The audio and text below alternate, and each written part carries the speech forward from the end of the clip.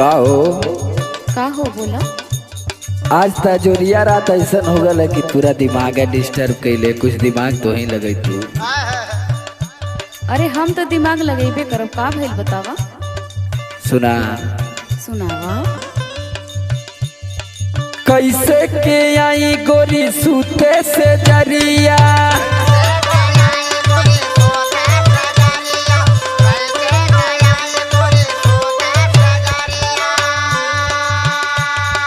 टहटह उगल बारे सगरिया जोरिया।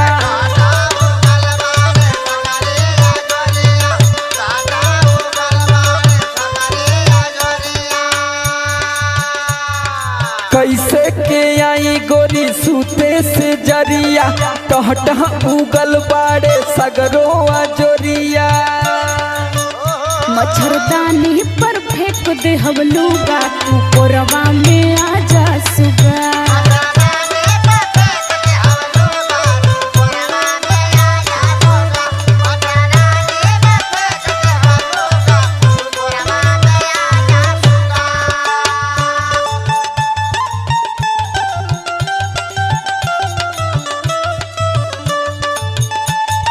वाह यार, गजब दिमाग है तेरे पास।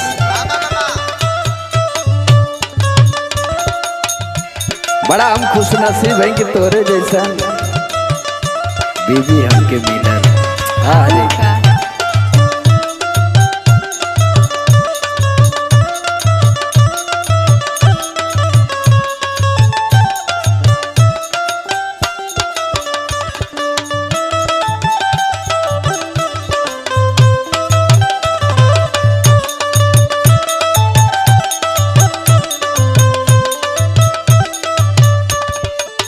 जागल बाड़े घर के लोगवा, जियरा मोर डराता।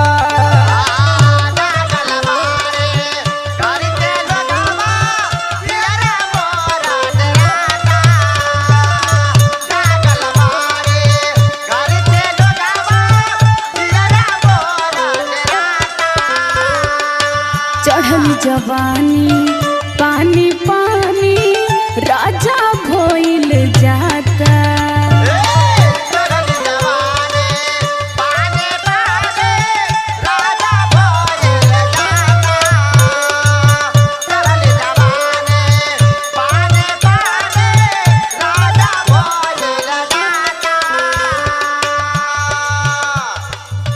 जागल बाड़े घर के लोगवा, जियरा मोर डराता।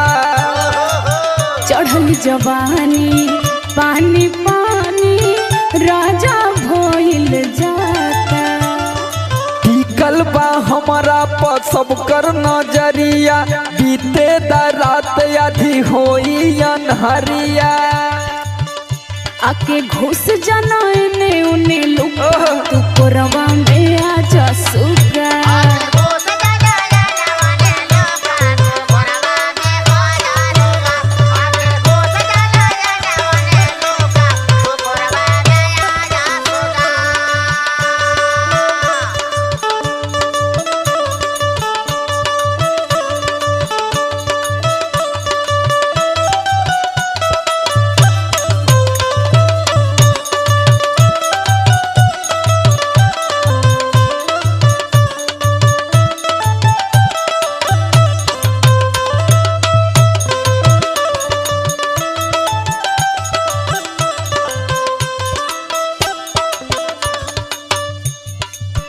अच्छा सुना, ऐसा न होगा कि कुल जान जाए घरवा में। अरे केहू न जानी तो कितना डराला। अरे हम का बताई, बहुत हमके लाज लगला ना। सुना बोला। चौरर चौरर बोली पलनरी, हचर मचर हिली।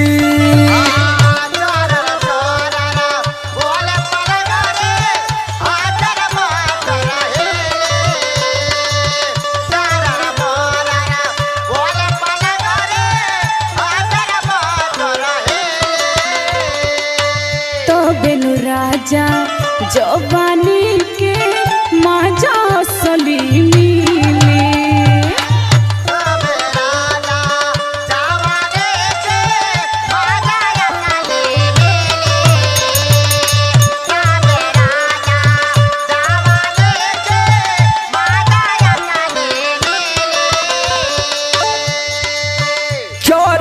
चरर बोली पलनरी हचर मचर हिली। तबे नु राजा जवानी के मजा सलीली। अब तो हमारो मिजाज पूरा गबड़ात है। बहता रसे रसे पुरवा के झोंका आइब जरूर गोरी मनवा के रोका।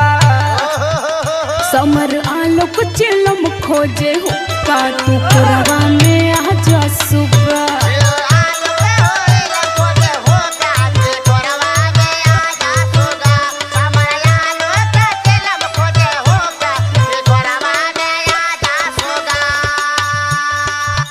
मच्छरदानी पर फेंक दे हबलूगा तू कोरवा में आजा सुगा।